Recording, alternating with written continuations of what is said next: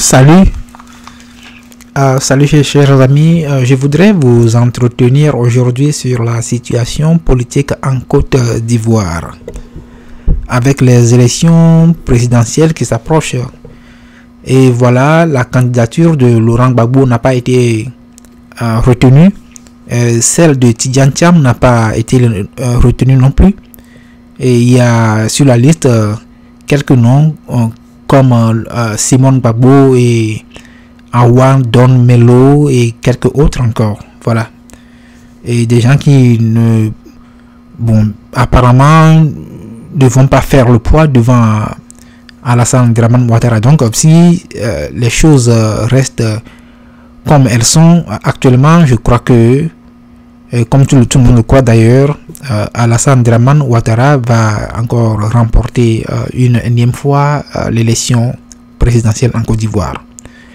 Bon, je veux dire que la situation politique de Côte d'Ivoire de maintenant, c'est la cause, c'est-à-dire c'est la conséquence, je veux dire, de la faiblesse de Laurent Gbagbo. Laurent Gbagbo est responsable de tout ce qui se passe, tout le désordre politique qui se passe en Côte d'Ivoire aujourd'hui. C'est lui, Laurent Gbagbo. Il a commis deux erreurs fondamentales qu'un homme d'État ne doit jamais commettre. La première erreur, je l'avais précisé dans une vidéo antérieure, mais je vais revenir là-dessus. La première erreur, c'est que c'est lui qui a laissé Alassane Dramane Ouattara s'introduire dans la scène présidentielle de Côte d'Ivoire. Il dit, non mais c'est Thabo Mbeki qui m'a dit de le laisser déposer sa candidature, de le laisser devenir ivoirien. Mais un monsieur qui a fait son parcours académique et professionnel en tant que burkinabé. Tout le monde le sait.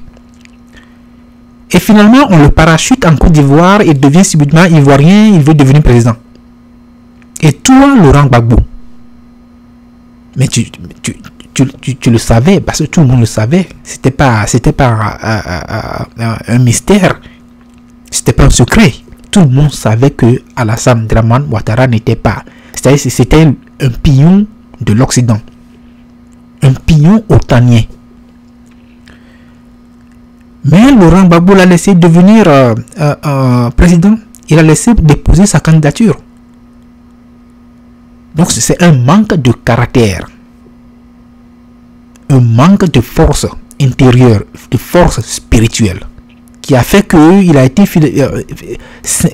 facilement influencé par le conseil que lui a donné Thabo Mbeki, et qui d'ailleurs lui-même a finalement regretté qu'il lui a donné ce conseil de laisser Dramane devenir ivoirien puis déposer sa candidature pour le poste de président de Côte d'Ivoire. Donc c'est une erreur qui s'avère maintenant fatale pour la Côte d'Ivoire. Laurent Gbagbo a été faible sur ce point. Deuxième point, le truc d'ivoirité, c'est-à-dire la manière dont les rhétoriques qu'alimentaient les fans de Laurent Gbagbo, c'est-à-dire les propos qu'on articulait, qu'on prononçait à l'encontre des gens supposés non ivoiriens, et la façon dont ces derniers ont été traités en Côte d'Ivoire. J'ai même des Ivoiriens qui m'ont raconté des choses, que par exemple un bus qui passe et qui se fait arrêter par des policiers, on fait descendre tout le monde, et si on regarde ta carte d'identité et puis ton nom, c'est comme on estime que tu es, de par ton nom, on estime que tu es du Nord, on te fait payer. Donc il y a un traitement, c'est-à-dire tel est l'Ivoirien, tel autre ne l'est pas, donc on le traite différemment.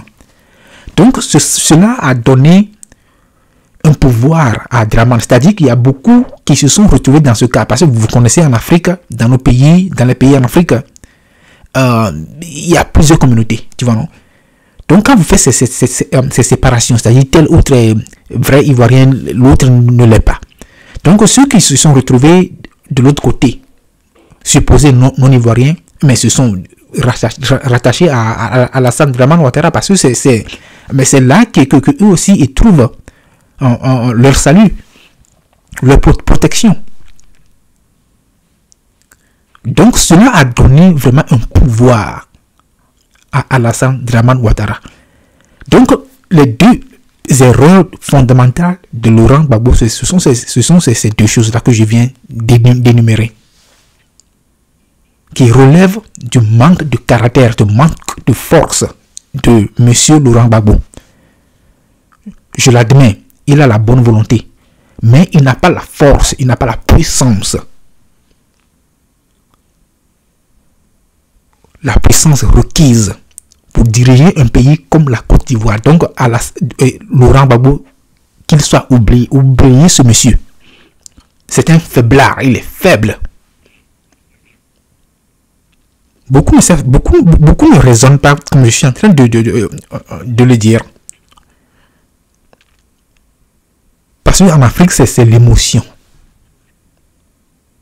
On ne veut pas raisonner, c'est l'émotion.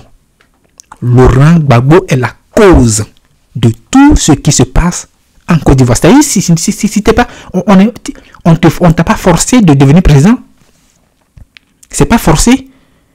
Si tu n'en as pas les capacités, alors barre-toi. Mais c'est facile. Et laisse la place à quelqu'un d'autre. Est-ce que vous ne voyez pas comment Alassane Dramane Ouattara reste sur sa ligne droite? Il ne veut pas que Laurent Gbagbo devienne président. Et je crois que même c'est à cause de la persistance de Laurent Gbagbo de déposer une candidature qui fait que Alassane Dramane Ouattara veut aussi se maintenir au pouvoir. C'est cela. Et ça, je le crois. Je crois vraiment que Alassane Dramane Ouattara voulait partir, mais à cause de Gbagbo qui veut aussi toujours revenir être président parce à cause du fait de son égoïsme. C'est ça qui fait que Ouattara, ne voulant pas laisser Gbagbo devenir président, est obligé de continuer à postuler. Donc celui qui empoisonne vraiment la situation politique en Côte d'Ivoire, c'est Laurent Gbagbo. De par son égoïsme et de par son manque de capacité, sa faiblesse. Bon, je vais m'arrêter ici.